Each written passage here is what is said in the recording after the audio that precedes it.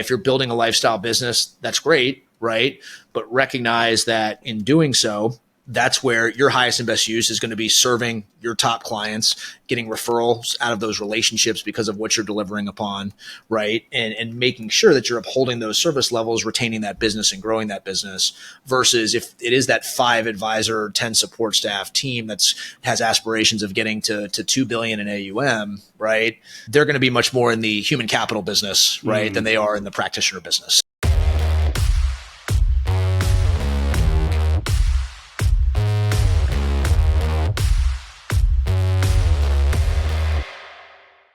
Hey everybody, welcome back to another episode of The Connected Advisor. I'm your host, Kyle Van Pelt, co-founder and CEO of Milemarker.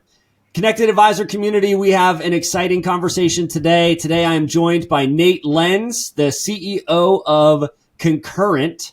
Nate is also, I love this, Nate is an aspiring ukulele artist. Somehow he finds time to do that while running this rocket ship known as Concurrent. Nate, thanks for coming on the show. Glad to be here, Kyle. And I'm not sure I find enough time to do it. The hobby kind of came about when I was in high school. I took a couple different classical guitar classes. Yeah. And I've had zero musical ability ever, right? And so I decided that a ukulele has less strings, and so therefore it might be easier to learn how to play. And so I bought one a couple of years ago, and I got the Fender app on my iPhone, and it takes you through some lessons. I need to practice some more. It's still pretty weak, but one of these days we'll find some time to get good at it. Yeah, I love it, man. That's a great personal fact and a cool backstory.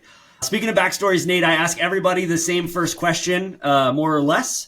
And that question is, I've found over all of these conversations that people have their own unique path to this industry. Some people, it's a traditional path. Maybe their great-grandfather and their grandfather and their father or their mother were in this industry and they loved it and they saw it up close and personal and they wanted to join.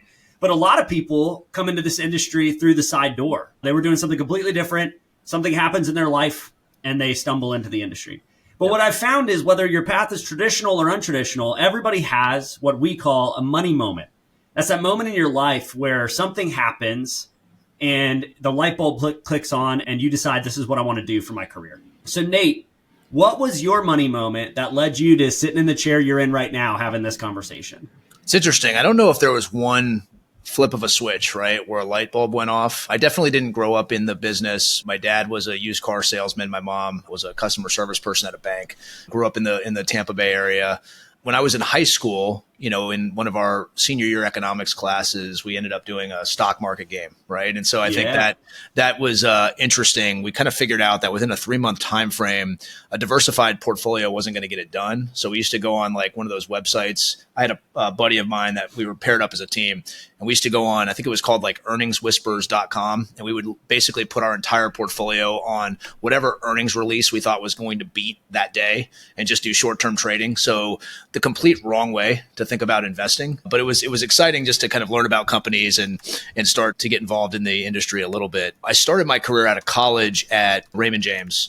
And I did some internships prior to that at Credit Suisse. I'd spent 2 summers there in a summer analyst program doing institutional equity sales and trading. So kind of grew up on the capital market side of the business. But one thing I haven't actually talked about on any of these is prior to that, when I was coming off of that stock market game as a senior in high school, I had the opportunity to work with a local CPA, one-man shop here in St. Pete, who happened to be licensed through HD Vest to provide financial advice. He knew that I had an interest in this industry. And as I kind of wrapped up the work I was doing there for the summer, I think I was making $10 an hour, right? Just doing some clerical stuff.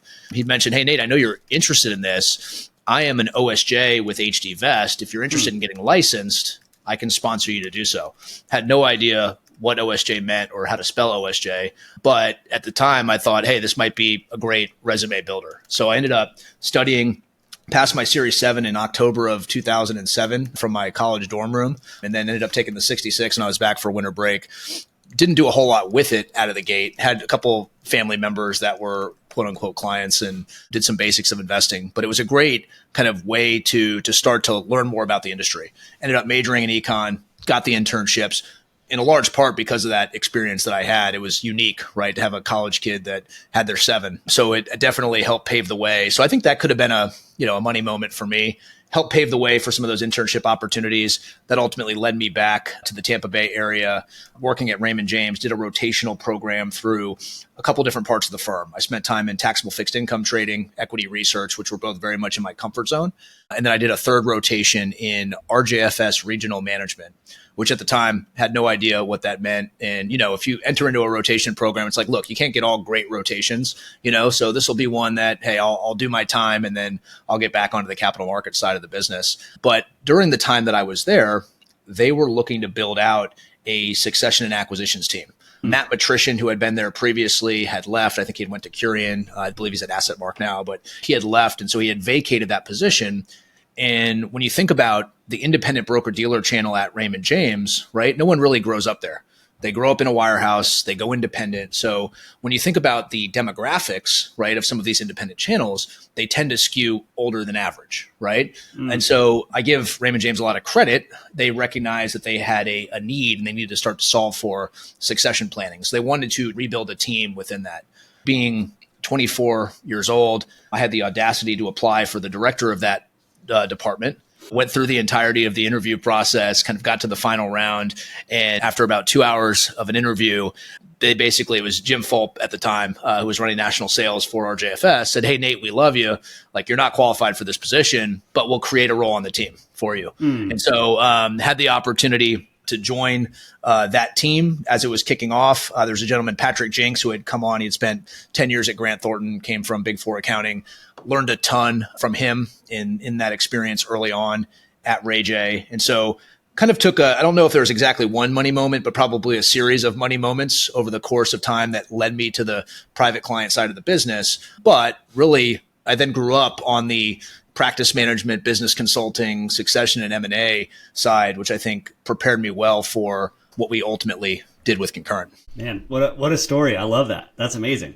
I'm going to take a little bit of a left-hand turn and then we're going to come back. But, one of the things I saw in your background that I thought was really interesting is that you played varsity football at Columbia University. And I've always found that like some really unique people that I've come across in my life played sports, at an Ivy League school. So just talk a little bit about that experience and like how that prepared you for what you're doing today, if there was anything. There awesome. I love this left-hand turn. This is This is a great way to take a podcast. And I do have to give a shout out. We did win a share of the Ivy League championship this year, first time since 1961. So there you go. Lions, proud alum, right? Yeah, there you go. Proud alum. Yeah, coming out of school, I knew that a lot of the schools that were recruiting me were the Ivies, Patriot League type schools. My dad was from Hoboken, New Jersey originally. Okay. We still had a lot of family in the New Jersey, Pennsylvania area. And so had gotten up to the city a number of times when I was growing up. And, really the decision came down at the time. Norris Wilson had just taken over the program as head coach. He had come from UConn, where he was the offensive coordinator prior. And really the message that resonated with me was this opportunity to help rebuild the program, right? Columbia historically, right, is not one of the winningest franchises in the Ivy League, right? Actually had the record for longest losing streak for a period of time, sometime in the late 80s, not while I was there. But we do have some great alum, Marcellus Wiley, right, had a great career in the NFL. So for me, it was, having the opportunity to go in, help rebuild a program. He had brought in a new staff. And what I took away from it, right, were some of the closest relationships that I have, right, as an adult. Some of my best friends are all guys that I played ball with. I've got 3 kids. My oldest is playing flag football now. So I'm a big believer in team sports and what it does for kids in terms of learning discipline and how to overcome adversity. And so I do credit a lot of my success with the experience that I had playing ball. But we had some good seasons, right? Relatively speaking, never got to the Ivy League championship or had an opportunity to win one, but it was overall, I would do it all over again in a heartbeat. I'm going to stay on it a little bit. So again, I did some research on this and I saw that you played fullback, which is like an incredibly selfless position and one where you are constantly paving the way for other people and kind of putting yourself in harm's way to allow other people to succeed. There's probably a ton of parallels to that, to being a CEO of an RIA platform and things like that. We can get into that. But I mean, not a lot of people are raising their hand to play fullback. So, how did that happen? Tell us that story. It was funny. I was actually looking, there's a credenza over here, and I was looking to see if I had it here, but I actually have like the award that typically goes to a fullback. It was the Maniotti Remmer Unsung Hero Award, which I won as a senior. So if you couldn't get any more fullback than that, right? My buddies joke all the time that when your son asks, hey, Dad, what position did you play? And you say fullback, they're going to ask, what's a fullback, right? But no, they still use them a little bit in the NFL. A little bit. I wouldn't say that it was, at the time I grew up playing fullback, linebacker was my position. Interestingly enough, Columbia was the only school to offer me as a fullback, right? All the other schools that I looked at were I would go play a linebacker there. So, but the reason that I decided on Columbia, in addition to obviously great school, a chance to rebuild the program, loved going to school in New York City, was that if I did go and play fullback there, I was promised the opportunity to have an opportunity to get on the field pretty early in my career. And I did, right? So I was competing for the starting spot as a sophomore. By the third game, I had secured that position and never looked back, right? So it was essentially a 3-year starter at fullback, which is great. So on Sundays after games, you'd go in, we do a workout on Sunday mornings, and they'd have 2 different workouts. They'd have, the workout for guys that played more than 20 snaps, or they would have, a workout for guys that played less than 20 snaps, which was more strenuous. Because I was a starter on the depth chart, I got kind of grandfathered in on the more than 20 snaps workout, even though I think I averaged like 17 or 18 a game. So, first down, third and short, that was kind of my specialty. But to your point, it is not a position that a lot of guys sign up for, but it was, I think in terms of how it translates to CEO, look, one of the things, when I go back to my days playing ball, I think a lot about how I define teamwork, right? It's this concept. It's not just everybody sitting in a circle singing Kumbaya, right? It's the culmination of everyone individually doing their job. So if you think about, running power, right? If you're pulling the guard and they've got to kick out the defensive end, the fullback needs to get up on the strong safety, right? And, if the guard's got to come block down on the one technique, if any of those pieces break down, the play breaks down, right? It's not just the running back being a great player. Sure, a lot of times they can make great plays, but at the end of the day, that's what I loved about football, is that it really is the culmination of everybody being accountable and doing their individual jobs. And so when I think about what I do today, right, and you think about that sense of duty and accountability that you've got to go do your job for the team to win, right? I think a lot about what we do here in operating an RIA is the same. If our operations team and compliance team and our technology, if it's not all functioning well together, then our advisors in the field, right, aren't in a position to serve their clients. And our mindset's always been that our best opportunity to serve the end client is serving the advisor, and so we carry that duty and accountability all the way through. Man, that's awesome. That's awesome. I love that. So tying that back together, there's another parallel that I'm excited to talk about. So you go to Columbia, and one of the things that was exciting about you going to Columbia was helping rebuild the program. And I think when I think of Concurrent, I think that you guys have taken a pretty innovative approach to reimagining or rebuilding the RIA platform or things like that. There was kind of some 1.0 versions of this that were out there.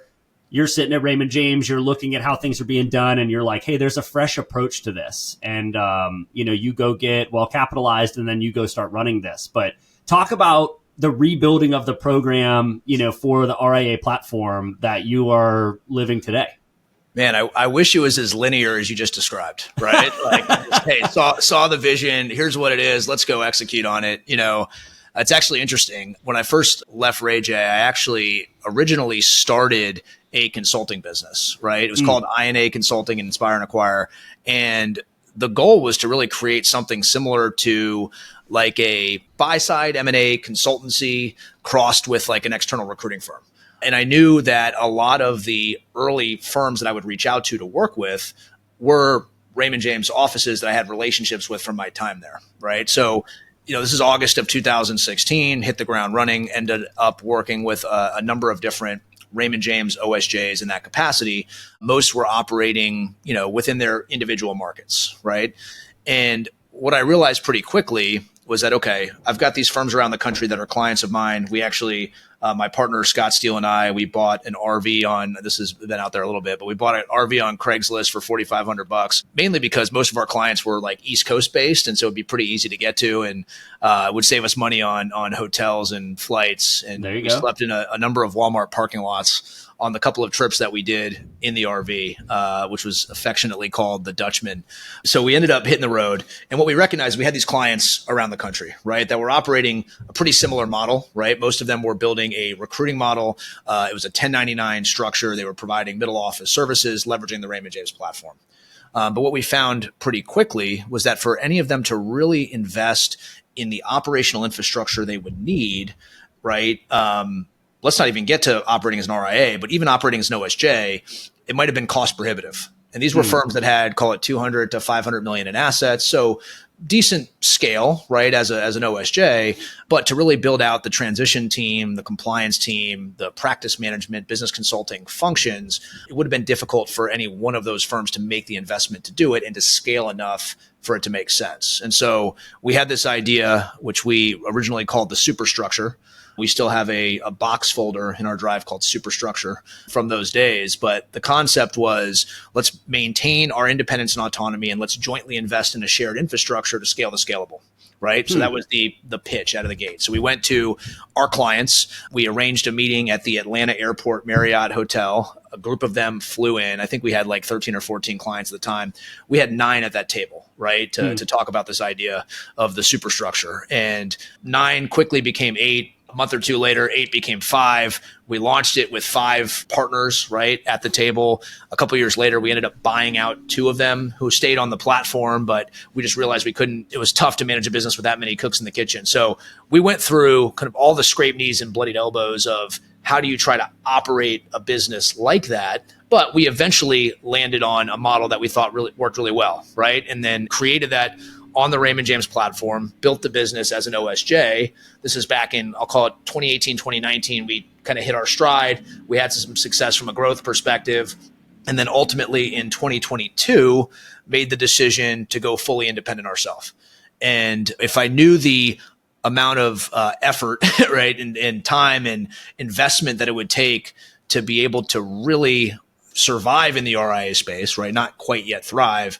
I might have had a second thought, right? We always knew that we needed to get there eventually, but it was not for the faint of heart in terms of the reorganization that we needed to build, the investment that we needed to make in technology, coming up the learning curve in terms of how to operate in a multi-custody, fully independent model. So we definitely, again, I call it took our lumps again. I love that, entrepreneur's journey where it's like expectation and reality is you climb a little bit, you fall off a cliff and you swim across shark infested waters and you climb some more, and then you fall off a bridge. And so it's like, it's been one of those, but I think throughout the entirety of it, the one thing that we did right, you mentioned getting well capitalized. We did take on a minority investor, Merchant Wealth Partners, back in late 2020, early 2021.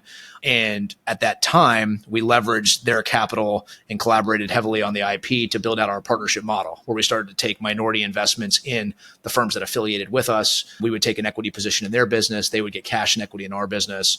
And so it created a tremendous amount of alignment.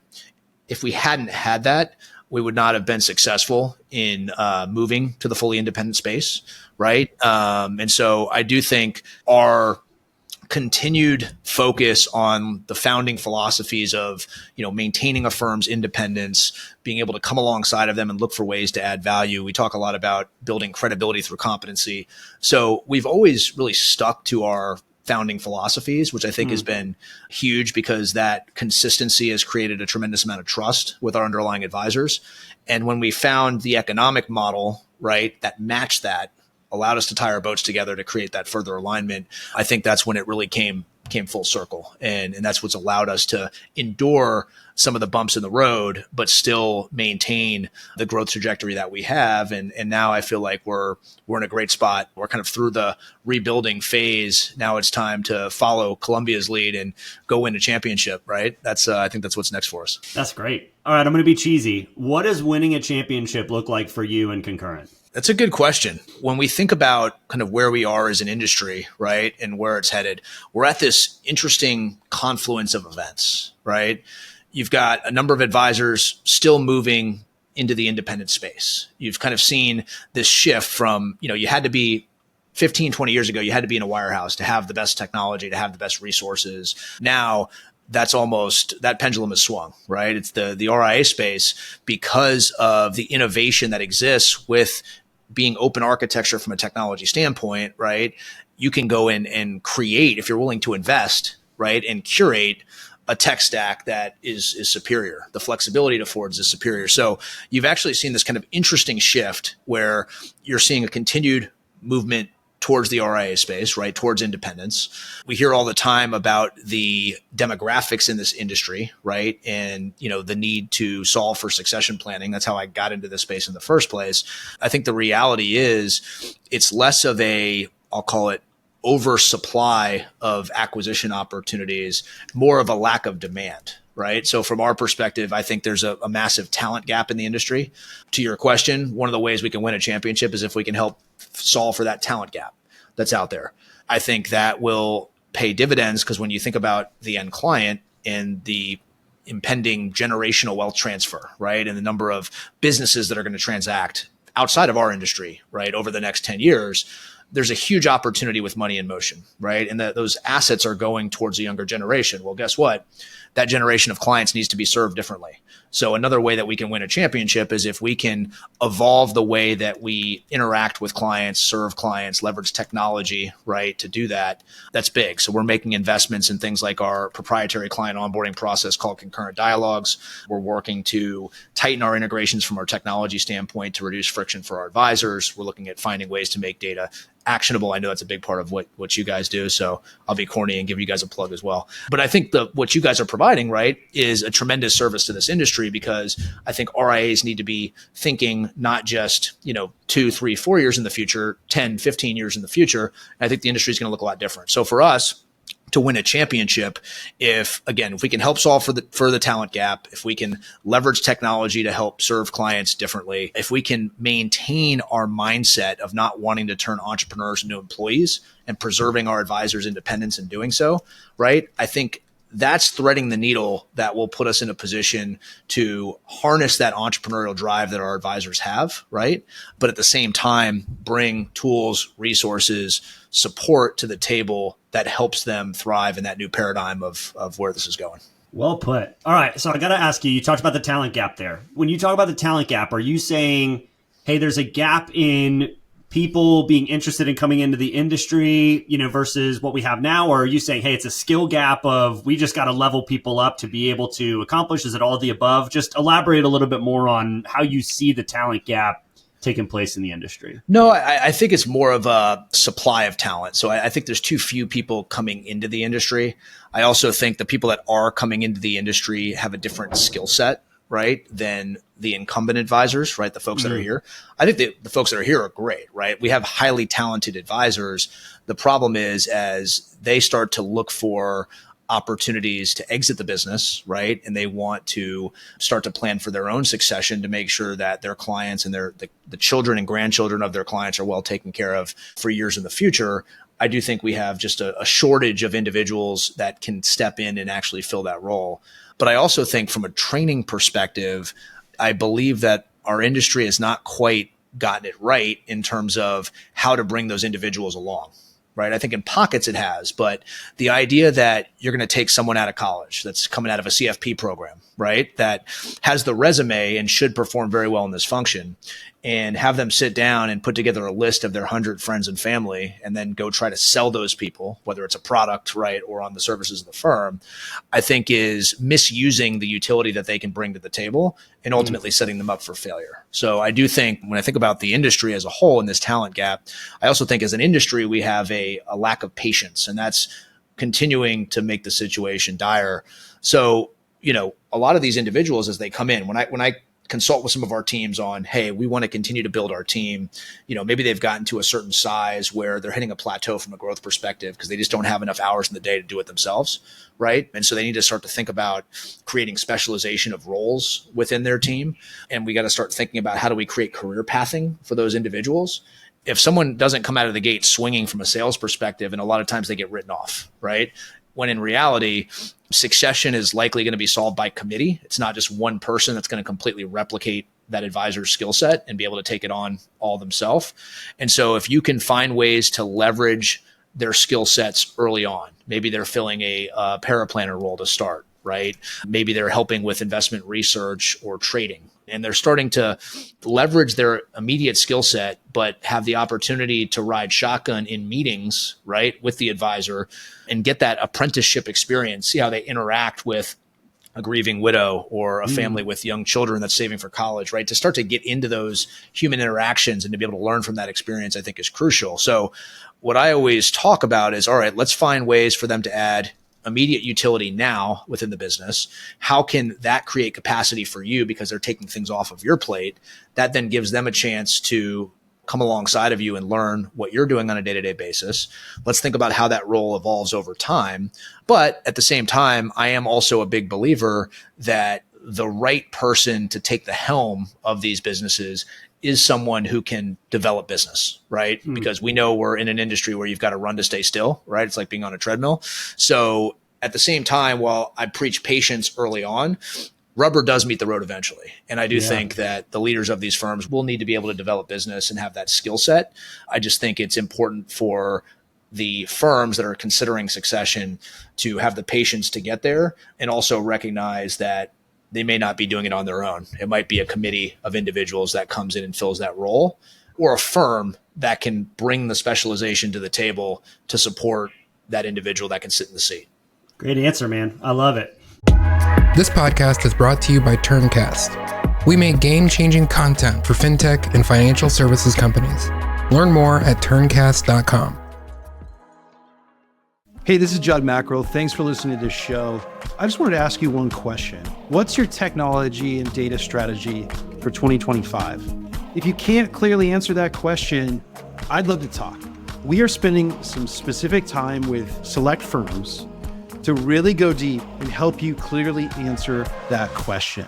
We believe that it's one of the things that often holds back firms from really achieving their potential, from really achieving growth, and really getting a lot of the things in the position that they need to be. The things that are holding up the way that you scale, like your workflows, how you manage data around your revenue, how you report all of that to your advisors, and getting clarity in all those things. I'm sure there's a lot of very specific things to your business that are really important as well, and we'd love to talk about that.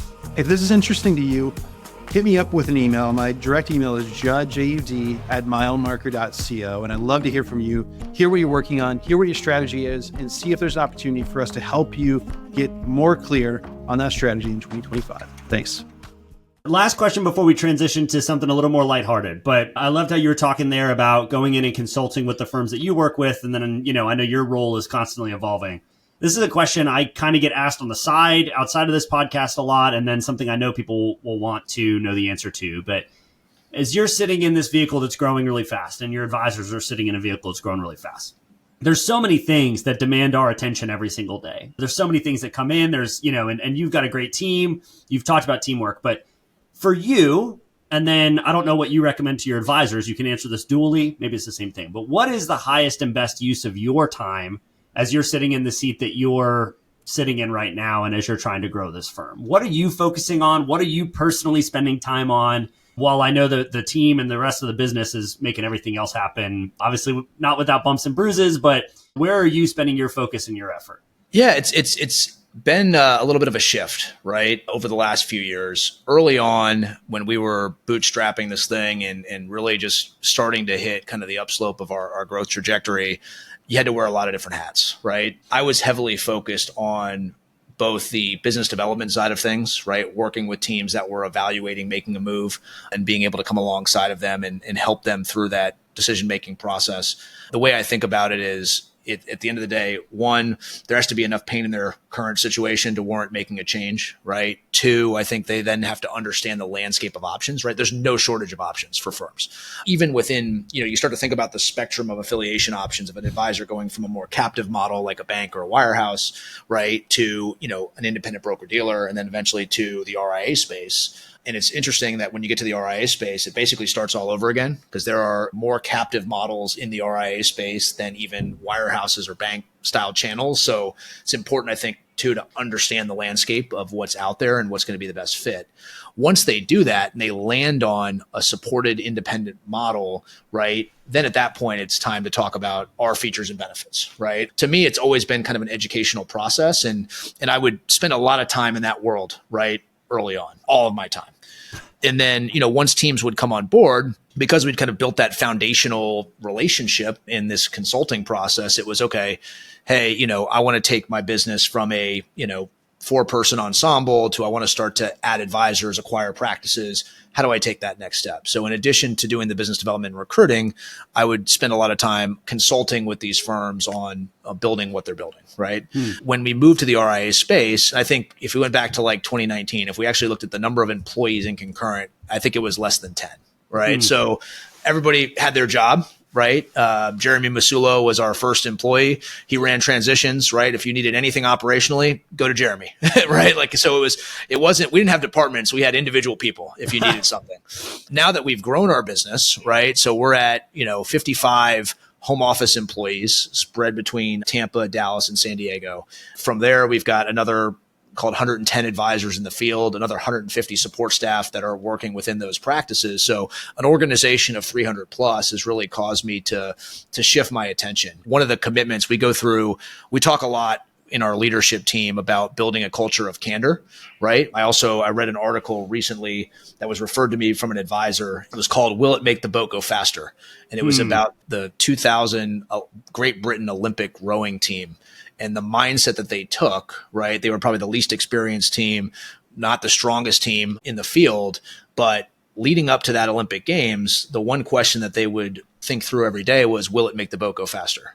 And it's funny, they give some analogies of like, would going to the pub make the boat go faster? No, so they didn't do it, right? Would getting on the rowing machine for 90 minutes make the boat go faster? Yes, so they would do it, right? So it was this looking through this lens of, okay, will it make the boat go faster? But, one of the things that they talk about there is this idea of a culture of candor, where if you see one of your teammates is doing something that's not going to make the boat go faster, you're helping the team lose or doing the team a disservice by not pointing that out. And so we go through an exercise every year called the one thing, where as a leadership team, we go around and we talk about, all right, what do we perceive to be our greatest weakness in the business, right? And what's our greatest strength? And we do it to each other, right? So it's a kind of a 360 look at what are our strengths and weaknesses, and we settle in on what's one thing that we're going to work on over the coming year, right, in order to make our boat collectively go faster. And, for me, my one thing for this year was, how can I spend more time facing inward, right? Because of having focused on business development and practice management and business consulting for so long, right? I was spending so much time with the field that I wasn't spending the time I needed to develop our leaders internally and to work within our team to make sure that we're executing on our goals and objectives. So for me, that's really the one thing. And that's how I think my role is needed to change, where while I still love doing the consulting work, right, and still have my hand in quite a bit of it, the role has really shifted to working closely with our individual leadership team members, helping them execute on their specific business plans. We use Traction, the entrepreneur operating system, as kind of our internal thing. So it's helping them really communicate their rocks that they're focused on within their teams and set those goals and objectives and prioritize it. So it's definitely shifted from more outward facing to inward facing. Although I do still love, it's a good day if I can get on a recruiting call or if I'm consulting with one of our teams. I've realized that for me to operate in my highest and best use, I need to be working with our leaders to help them execute on it, because it's the culmination of that execution that's going to make us go. For our advisors, I don't think it's dissimilar, but I think you have advisors at all different stages, right? Some are sole practitioners, some have a partner and maybe a support staff. Others are 5 partners with 10 support staff ensemble teams. So I do think depending on what they're executing upon is really going to determine what their highest and best use is. I just preach being intentional. So, hey, if you're building a lifestyle business, that's great, right? But recognize that in doing so, that's where your highest and best use is going to be serving your top clients, getting referrals out of those relationships because of what you're delivering upon, right? And making sure that you're upholding those service levels, retaining that business and growing that business, versus if it is that 5 advisor, 10 support staff team has aspirations of getting to 2 billion in AUM, right? They're going to be much more in the human capital business, right, than they are in the practitioner business. So that intentionality, I think, is important in determining highest and best use. And I think it varies a little bit by what their goals and objectives are. Awesome, man. I love it. All right. I think this question is going to tie with a lot of the things we've been talking about, but I love to ask people, I know one of the things you have to do is kind of look into the future, and you're a pretty future focused guy. You were talking about that a little bit with what winning a championship looks like for you, but I want you to get out your crystal ball and share with the connected advisor community what you think the future looks like, in the next 3-5 years, et cetera. There's obviously a ton of innovation going on. Doesn't have to be technology focused, can be human capital focused, can be anything you want. But for where you're sitting, what are the things you're trying to position Concurrent to be ready for over the next 3-5 years? Yeah. So I think first and foremost, if I look at our goals, right, over the next, 3 to 5 years, really over the next year, we're heavily focused on building out our investment team. So when we launched the RIA a couple of years ago, the first goal was let's create a frictionless open architecture investment platform. So if you've got someone that runs, money as a portfolio manager, right, for their clients, they're running their own custom models and portfolios. We need to be able to support that trading function, right, and research to be able to support that business. If they're using firm discretionary models, mutual fund ETF models, right, or in partnership with either Concurrent or leading providers, great. We need to be able to facilitate that. Or if they're doing SMA, UMA business and they're using third-party managers, we need to have a robust solution set there as well. So for us, step one was let's get the technology in place, let's get the pipes in place to be able to have a frictionless open architecture platform to be able to support any of those types of business. What we're hearing from the field is that ultimately they're really looking to outsource more and more of that function, right? But they want to have a voice in the process. They need to be able to trust the team that's in place to do it. And so that's one of our primary goals and objectives this year. We'll be announcing here in the next month or so a new chief investment strategist hire that we're bringing into the team. We're really bulking up our capabilities on both the investment research as well as on the trading side of our business. We've been working with some of our different vendors on new solutions to support trading. So we think that at the end of the day, if we can provide great asset management solutions kind of across the price spectrum, some low to no cost, right? Some higher cost, depending on what the strategies are. And that enables our advisors to spend more of their time in front of clients, right, in the planning process and within those relationships, then that's something that they're clamoring for. And that's us being a great partner and serving them in a way that's going to help them better serve their clients. So that's one big piece of it. I mentioned a little bit earlier the idea of making our data actionable, right, and tightening our technology integrations. I think that has to be a huge focus for firms. We are not immune to the game of telephone that, current technology integrations typically creates, right? Where, data comes out of the custodian, it goes into our portfolio reporting tool, and then it gets pushed into our CRM, and some of it doesn't make it back and it gets translated in wrong ways. And so you end up with this game of data telephone, right? And it's a manual process to get a lot of that updated, and it ultimately impedes our ability to really leverage that data. So I think another big push that our firm is focused on and firms like ours should be focused on is taking ownership of their data, making it actionable. And so that's going to be another major focus of ours for the coming years. The other piece, we talked a lot about the training gap and the talent shortage in our industry. We have a goal over the next 5 years of training and developing 100 new advisors. One of the moves we've done to help fuel that growth is we've acquired a controlling equity stake in one of our teams that was a founding partner firm of Concurrent. It's one of those original 9 at the table that has been with us from day one. It's a corporate retirement plan consulting business called Next Retirement Solutions. And so we've acquired a controlling stake there because that is a strategically important business for us. It currently manages about $9 billion of our $14 billion in assets under advisement in our 401k business. That's in addition to the $10.4 billion of retail AUM that we have within the RIA. But so 9 of it is represented by Next in their team. And so more importantly, though, when you think about that, there's about 180,000 underlying participants within those plans that need financial planning support, right? That creates a tremendous opportunity for us to train and develop talent and provide a great service to those underlying participants. So the other big one, when I think about the next 3 to 5 years, is building out what we call our centralized wealth advisory services team. They are the team that's going in, working with plan participants, also working on segmented accounts from our existing advisors in the field, can provide paraplanning support for advisors in the field. So think of that as our farm system, right? For developing talent that can then be deployed into the businesses on our platform and ultimately can serve as succession solutions or can be great contributing team members to those teams as they grow. And the reason that that's such a focus for us is we've got a vested interest in those businesses, right? By owning an equity stake in a lot of those businesses, it's in our best interest to help make those businesses durable. And so that's where I do think you're going to see, I'll call it this flight to quality, right, over the next 10 years, where, not all RIAs are created equal, and the ones that are making these investments in people and in technology and supporting the advisors that are affiliated with them, I think that you're going to see those firms continue to grow and scale, right? Because they're going to be best equipped to ultimately serve the end client. I love that. The flight to quality is an interesting way of putting it, because the trend to RIAs is unstoppable. We've talked about that a little bit, and I don't think that's going to slow down. But I like the notion that not all RIAs are created equal. And I also think, too, I've talked to a couple of people about this on the show and off, but there's a lot of people who love the idea of independence, and they break away and they go independent, and they think it's just about picking your tech stack and investments and whatever. And then all of a sudden, when they got to negotiate real estate leases and they got to buy all the office supplies and they got to do all these things, all of a sudden independence doesn't look as great anymore. So finding a partner it tends to be a good thing after they've decided, I like independence, but I don't know if I want this full independent situation.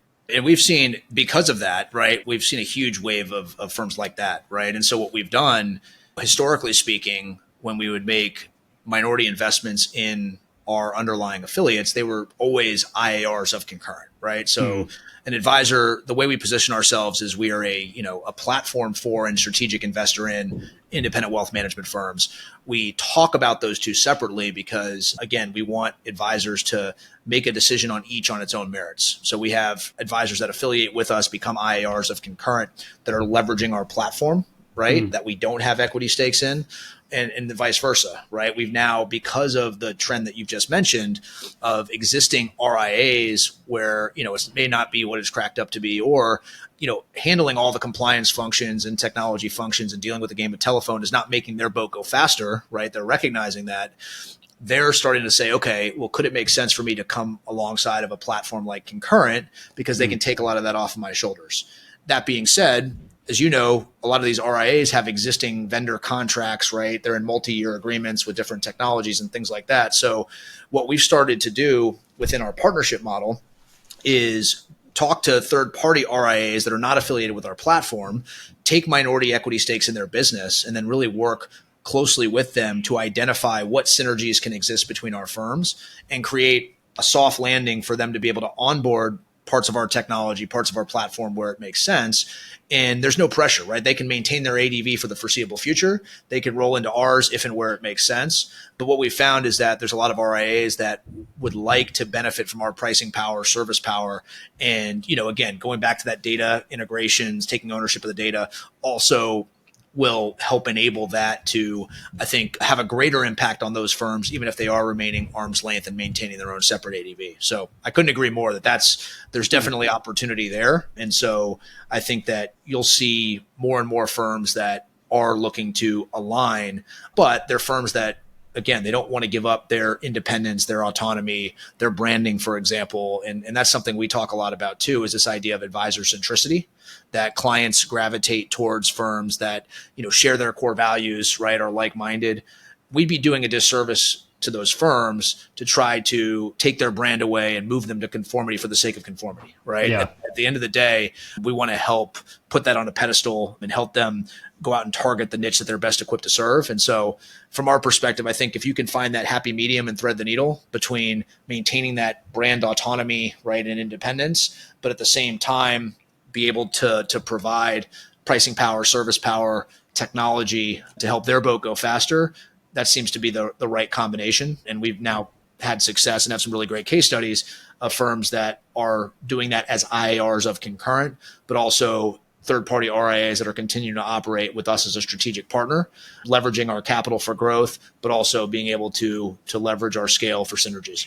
Great place to wrap up the core meat of the conversation. So we're going to move into the final segment of the show. We call this the Milemarker Minute. It's a series of lightning round questions aimed at being a little more lighthearted, getting to know you a little bit better. So you ready for that?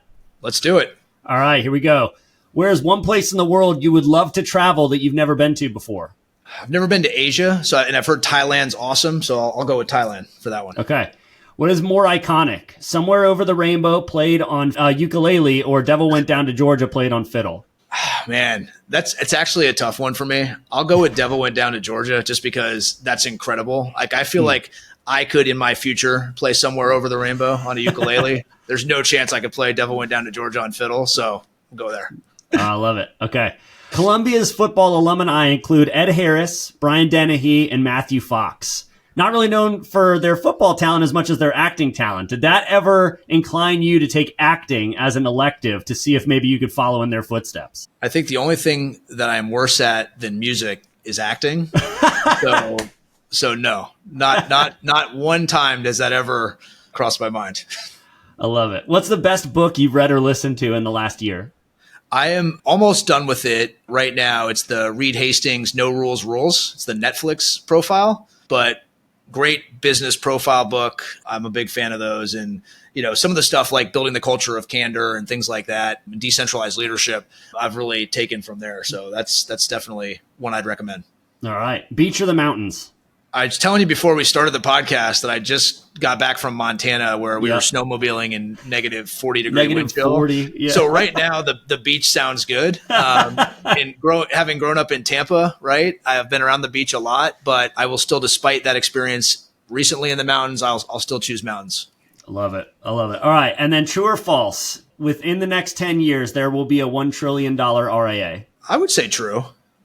Yeah, I would say true. I think it's even in the next 5 years, right? Okay. There's already some firms that are well on their way to $1 trillion, firms like Creative Planning, right? I think you even look at like the Cap Trust of the world. I know a lot of it's AUA on the retirement side, but yeah. I mean, I think, I would absolutely say true. If you make a prediction, which one you think gets there first? Depends on if you're counting retirement plan assets, but if we're talking pure AUM, I like Creative's model because of the organic growth, right? Wealth Enhancement Group has obviously been a stalwart on the inorganic side of things. I think you're going to see some interesting new models that pop up, right, as a result of it. I know, for example, within the world that we live in with a capital partner at like Merchant, right, they're invested in 100 other RIAs alongside of Concurrent, firms like Summit Financial, Apollon, right, some that, might either be on your docket or have been on your docket. So I think you're going to end up seeing some new players emerge, right, that can come out of the aggregation of firms that are kind of operating within the same ecosystem. So I think there might be some that you've not heard of that also contend for that title. Great place to end, man. This was a really fun conversation. It felt very, very easy. The time flew by, which is always a fun thing. So thanks for coming on. Thanks for sharing all of your insights and knowledge with the community. Anytime, Kyle. Happy to do it, man. And thanks for having me. Absolutely. All right, everybody, that's been another episode of the Connected Advisor podcast. Please make sure you click follow or subscribe wherever you're listening to this or watching it. And if you'd be so kind as to leave us a review so more people can find great conversations like this one with Nate.